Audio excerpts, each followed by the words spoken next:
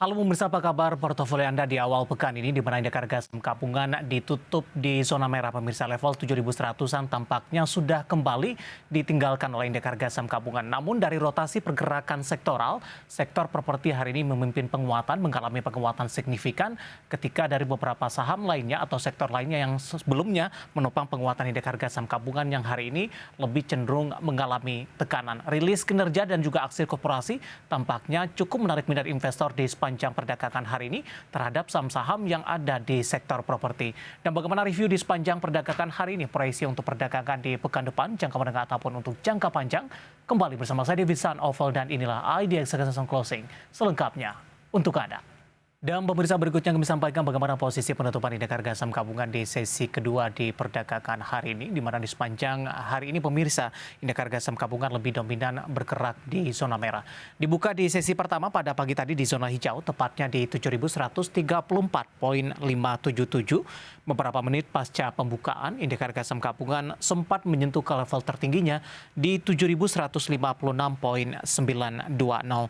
Namun pasca menyentuh ke level ini, indeks harga saham gabungan lebih cenderung mengalami tekanan, bahkan sempat menyentuh ke level terendahnya di 7.081,304. Dan posisi ini diduduki oleh indeks harga saham gabungan pada pukul 14:15 atau beberapa menit jelang penutupan perdagangan di sesi kedua hari ini.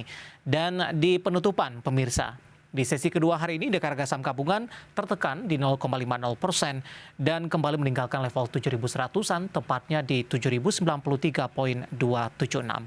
Meski mengalami pelemahan dan kembali ditutup di zona merah, namun indeks harga saham gabungan di menit-menit penutupan sesi kedua hari ini mencoba untuk bangkit dan meninggalkan level terendahnya di sepanjang perdagangan hari ini. Dari update penutupan IHSG, berikutnya kami akan mengajak Anda untuk melihat beberapa data perdagangan lainnya yang berhasil dihimpun oleh tim redaksi kami. Langsung saja kita ke grafis yang pertama, pemirsa. Bagaimana posisi dari penutupan beberapa indeks lainnya di sesi kedua hari ini? Seperti MNC 36 mengalami tekanan di 0,66%, Jakarta Islamic Index juga melemah di 1,33%, LQ45 juga ikut tertekan seiring dengan pelemahan indeks harga saham gabungan di 0,68% minus dan ditutup di level 1005,124. Bagaimana rotasi pergerakan sektoral di sesi kedua hari ini? Kita beralih ke grafis selanjutnya, tampaknya sektor properti masih memimpin penguatan di 1,21%.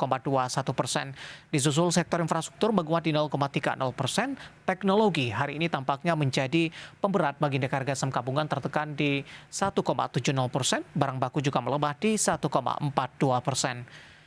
Sementara saham-saham yang mengalami penguatan signifikan yang masuk ke dalam deretan top gainers pemirsa. Dari perbankan big cap ada BBCA, ditutup menguat di 7.950. Friend hari ini mengalami penguatan signifikan, ditutup di level 112. Rafi, emiten pendatang baru juga menguat signifikan di 258 dan Buka hari ini menguat di 336. Ini berbeda arah tampaknya dengan pergerakan saham Goto yang hari ini lebih cenderung mengalami tekanan.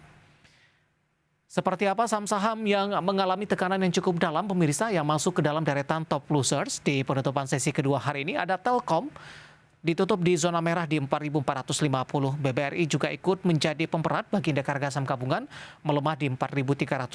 Sementara Bumi ketika pada pekan sebelumnya mengalami penguatan yang signifikan, hari ini tampaknya melanjutkan pelemahan.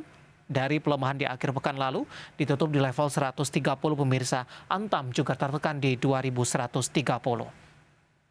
Dari update pasar domestik, kita akan coba lihat bagaimana data terakhir dari Bursa Asia yang berhasil dihimpun oleh tim redaksi kami sampai sore hari ini waktu Indonesia Barat.